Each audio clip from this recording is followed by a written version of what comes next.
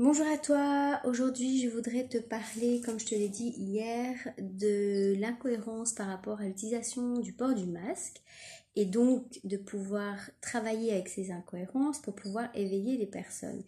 Alors ce qui est super important de te rappeler, c'est que pour éveiller les personnes, il faut vraiment que la personne soit à l'écoute et donc qu'il y ait une porte ouverte. Sinon on braque les gens et si on braque les personnes, non seulement on les perd, on ferme des portes et en plus on les enfonce en fait dans leur système de raisonnement.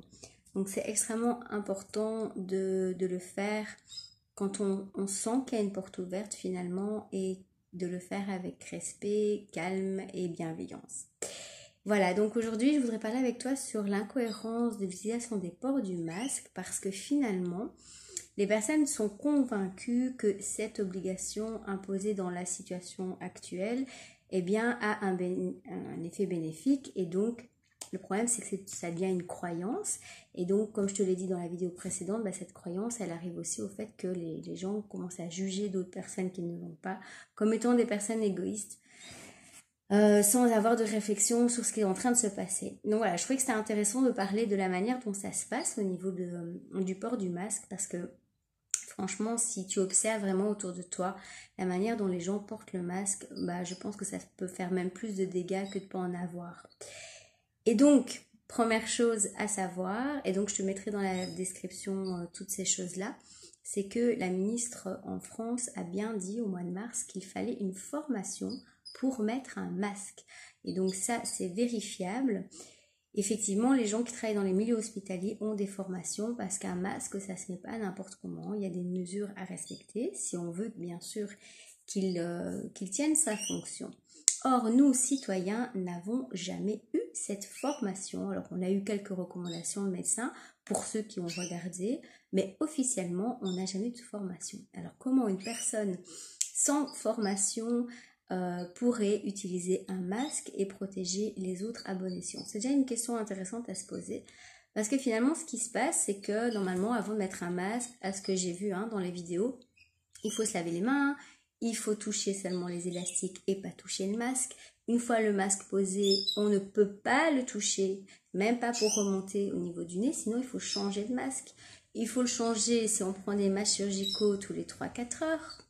Et puis, il faut le jeter dans une poubelle à cet effet. Donc, si tu vas au restaurant et que tu mets ton masque sur le côté, c'est vraiment très dégoûtant parce qu'il y a des choses dedans à l'intérieur. Si tu le mets dans ta poche et que tu le remets sur toi, ça ne fonctionne plus du tout. Au contraire, ça devient même un foyer à bactéries. Même au niveau de la poubelle, le jeter n'importe où, le laisser par terre, le laisser traîner, le laisser n'importe où, ça n'a pas de sens parce qu'il y a des personnes qui ont même des poubelles spéciales. Alors c'est un virus extrêmement dangereux, extrêmement contagieux, mais on peut le mettre dans des poubelles publiques sans problème, dans les écoles, ça traîne. Et donc des personnes ne se posent pas de questions par rapport à ça, de se dire que est-ce qu'il y a une cohérence dans cette obligation et donc est-ce que ce qu'on nous demande de faire a vraiment du sens.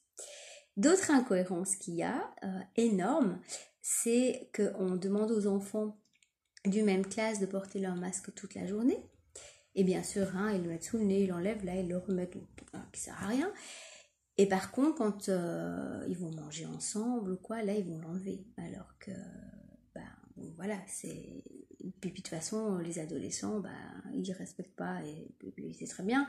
Donc ils se voient après les cours, et ils se font des câlins, ils se font la bise pour la plupart. Et donc, en gros, pourquoi garder avec ces mêmes personnes pendant 4 heures ou 8 heures un masque et puis après, on les voit dans d'autres contextes et on n'en a pas. Alors là, on me dira oui, c'est parce que c'est la désobéissance. Moi, je dirais que c'est juste parce que les personnes obéissent parce qu'elles n'ont pas le choix et pas parce qu'elles sont toutes convaincues que ce masque a un sens. D'autres choses quand même particulières, c'est que les personnes qui ont un certificat médical dans les écoles, donc en Belgique en tout cas, ne sont pas obligés de mettre ni masque ni visière. Mais par contre, le directeur, lui, il a le droit de dire non, je suis pas d'accord. Donc, on donne le tout pouvoir à des directeurs et des enseignants de finalement faire comme ils veulent et de même pas suivre ce qu'il y a dans le décret. Donc, mais pas dans le sens en dessous, plutôt dans le sens au-dessus, où on dit non, finalement, même s'il y a un certificat, nous, le décret, on s'en fout. Moi, je trouve que c'est vachement incohérent parce que finalement, on rentre dans la discrimination. Et en parlant de discrimination aussi, donc il y a des lois, mais en fait on suit que ce qu'on a envie de faire, hein, ça c'est toujours comme ça, et donc les parents galèrent à ce niveau-là. Et donc, il faut savoir que quand même, le circulaire, c'est en dessous d'un arrêté. Donc, si l'arrêté dit qu'il est même en dessous de la loi, mais si l'arrêté dit qu'il y a un alinéa 3 pour les personnes qui ont un handicap et qu'on ne le suit pas, c'est condamnable aussi. Mais non, là, on ferme les yeux par rapport à ça, parce que oui, forcément, un élève qui n'aurait pas son masque avec un certificat, ça fait tache d'huile par rapport aux autres qui doivent le mettre. Une autre chose à savoir aussi au niveau de la discrimination, c'est qu'en fait les gens qui ont le moyen de payer leurs amendes, pour peu qu'ils le payent, parce que finalement c'est pas parce qu'on a une amende que c'est juste. Donc si vous n'allez pas plus loin, en fait vous rentrez dans un cycle d'intimidation et vous acceptez en fait qu'on vous fasse croire qu'il y a du pouvoir alors que vous n'avez pas été vérifié si ce pouvoir était juste. Et donc ceux qui décident de voilà, moi je m'en fous, j'ai quand même l'argent, eux ils peuvent. Donc l'obligation du masque, en fait, finalement, on voit que c'est pas cohérent non plus dans les punitions, je dirais, qui sont mises en place. Et alors pour finir, une petite anecdote très rigolote que je trouve au niveau de l'incohérence, c'est que les profs, surtout les profs de langue, en fait, ils en peuvent plus. Et donc qu'est-ce qu'ils font? Certains profs, ils sont venus avec leur micro. Et puis, quand ils ont commencé à parler, dans la classe de ma fille, il y a une résonance. Donc, chaque fois qu'elle disait un mot, ce mot se répétait. Résultat des cours, ces enfants sont tous rentrés à la maison avec un mal de crâne pas possible et avec une peur énorme de recommencer ce cours, qui avait l'air vachement intéressant, mais que personne n'a pu suivre finalement. Donc, en plus d'avoir pour certains mal de tête à cause du masque, on va aussi avoir mal de tête à cause des micros et ces choses-là. Donc, ça amène d'autres problèmes inimaginables. Je plains nos petits loups, mais voilà, ils doivent passer par là pour peut-être qu'ils doivent se réveiller. Donc, tu peux réveiller les personnes en travaillant sur les incohérences qu'ils vivent. Et je te rappelle aussi que ce qui est important, c'est de travailler par strate. C'est-à-dire que c'est pas la peine de parler à des gens qui sont convaincus que le masque est bénéfique, de leur parler qu'il y a très peu de morts dans les hôpitaux. Ils sont peut-être pas à ce niveau-là.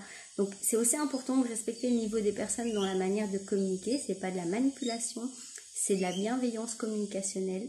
Et donc, dans leur système de valeurs et là où ils en sont dans leur niveau, tu peux à ce moment-là travailler sur ces incohérences-là par rapport à, ok, si on fait quelque chose, peut-être qu'il faudrait le faire correctement. Sinon, il n'y a rien qui prouve que la manière dont on l'a fait, ça a vraiment une utilité. Donc, remettre en question ce qui est en train de se passer aussi. Voilà, je te souhaite une bonne journée et à tout bientôt.